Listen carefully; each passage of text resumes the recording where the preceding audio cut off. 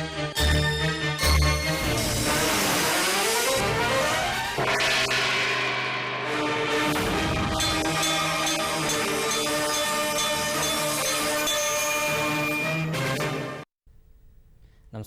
ఘంటారావానికి స్వాగతం. ముందుగా ప్రధానాంశాలు. అమృత పథకంలో సీఎం కుటుంబ సభ్యులు అవినీతి చేశారన్న కేటీఆర్. బీజేపీ కాంగ్రెస్ ఒకటి కాకుండే కేంద్రం విచారణ జరపాలని డిమాండ్. ప్రాంతం మతాల మధ్య బీజేపీ చిచ్చు పెట్టాలని చూస్తుందన్న సీఎం.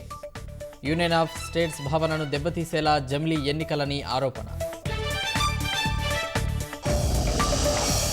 పీఏసీ సమావేశాన్ని బహిష్కరించిన బీఆర్ఎస్ సభ్యులు. పీఏసీ ఔన్నత్యాన్ని తగ్గించేలా కుట్ర చేస్తున్నారన్న కాంగ్రెస్.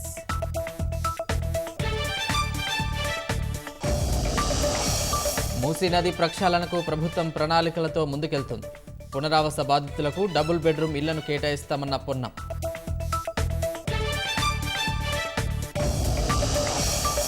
కోల్కతాలో 42 రోజుల తర్వాత విధుల్లో చేరిన జూడాలు. డిమాండ్లను మమతా సర్కార్ అంగీకరించడంతో హాజరు.